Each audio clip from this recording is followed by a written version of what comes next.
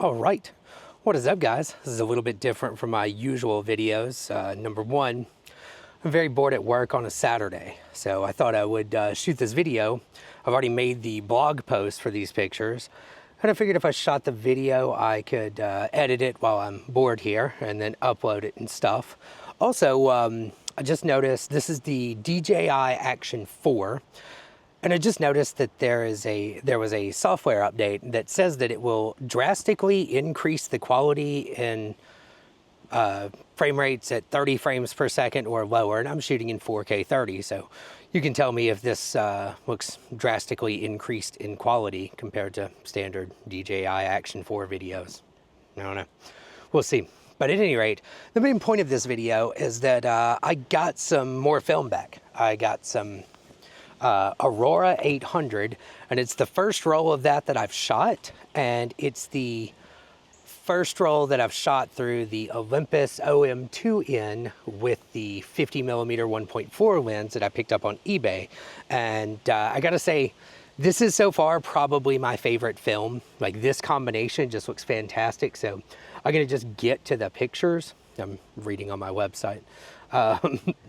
So first I took a selfie. That's indoors in pretty good light, but like, you know, still indoor light. And that honestly looks great. Colors look good. And then Ava's sister came over, Hadley, and her and Ava were outside in the yard. So I took a bunch of pictures of the two of them. And also a bunch of pictures of just Ava.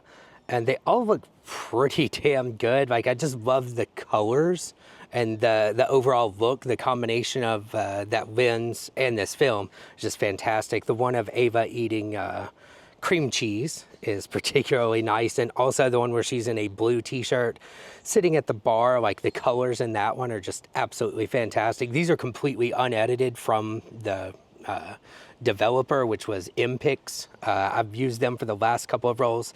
The upside to them is they're pretty cheap and their turnaround time is very fast. Usually you get your scans the same day your film is delivered. The downside is they only do 35mm C41 color. Like, they don't do any other thing. They don't do black and white. They don't do 120. They don't do anything else. But if you're just shooting 35mm color film, pretty cool. It's about 14 bucks a roll for their large scans, including everything. So not terrible. But yeah, so the one of Ava at the bar is nice. There's one of her standing in front of the pantry in a dress and a cardigan. Another one of her standing at the bar in a little white, like, frilly arm t-shirt.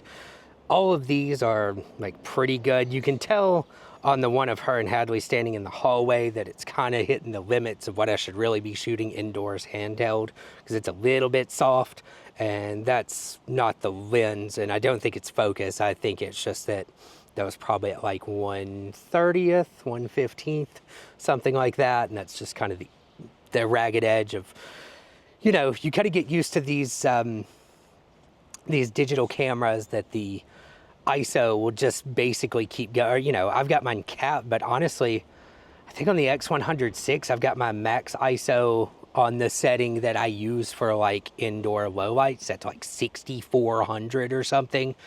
So shooting at 800 speed film indoors is like, it's definitely a learning curve. You know, I will say that, well, I should probably save that for the end of the video. I'm a professional. Okay, let's keep looking at pictures.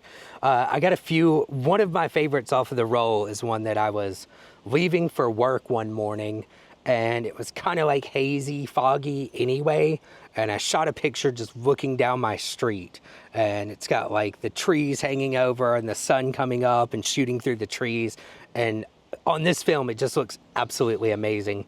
I also took a couple of, I found some neat looking little red cap mushrooms in my neighborhood. There's the base of a weird kind of tree in my yard. Those look cool. And then I also took this camera with me out to eat a couple of times. One time I was picking up a sushi to go order, and I took a picture up there at the sushi restaurant. Looks good. Another time I brought it with us to go out to eat at a Mexican restaurant. Got a couple of pictures that look good. I particularly like It looks like I just snapped a picture of like the bowl of cheese dip sitting on the table, but all the dishes are brightly colored and stuff, and it just looks cool. So that one's rad. Yeah, overall, absolutely love this film, and really like this camera. And I would say that shooting film is also making me a better digital photographer. It definitely makes me pay attention to exposure more, because to be completely honest, you can honestly be very lazy with a modern digital camera. If you've got it set to use like mechanical plus electronic shutter, which I believe is the default on most cameras, you could walk outside in full sunlight and have the aperture wide open on your lens, and it'll just increase the shutter speed to 1/5000th or something and still get you a good exposure. But on these older cameras, that mechanical shutter is usually limited to something like 1/1000th of a second, or at least it is on both of mine, on the Nikon FG and on the Olympus OM2N, and actually also on my Pentax 645. So every film camera I have has a maximum shutter speed of 1/1000th. And you've got to actually really pay attention to your exposure.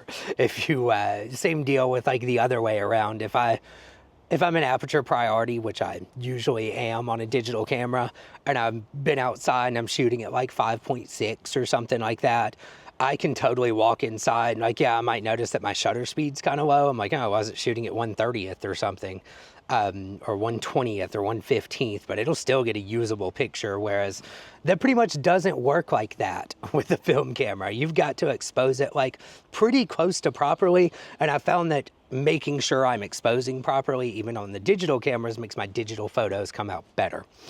So I guess that's about it for this time. I really just wanted to show some pictures, and I'm honestly just very bored at work, and I want to see if our drastically improved image quality is actually present. So got that to check out. Tomorrow morning, we are leaving to do a little weekend. It is Memorial Day weekend and also my birthday weekend. So tomorrow morning, we're leaving to do a little weekend getaway up to Hot Springs, Arkansas, which is just a couple of hours from Memphis.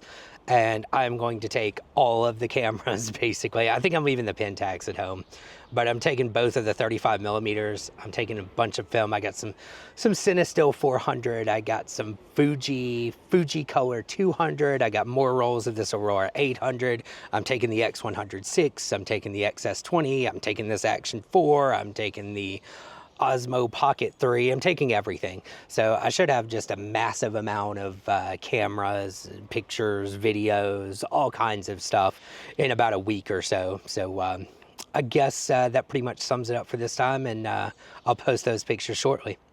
Later. Drastically improved image quality, huh? I think this is drastically upgraded image quality. I wonder how drastic this is going to be. I mean, it looks about the same on the screen, but honestly, never really had a problem with the image quality. Yeah, get some sky, some not much sky, some shadows, some motion. Okay, I guess let me know in the comments how drastically improved do you feel that image quality is compared to the DJI Action 4 before. Okay, holler.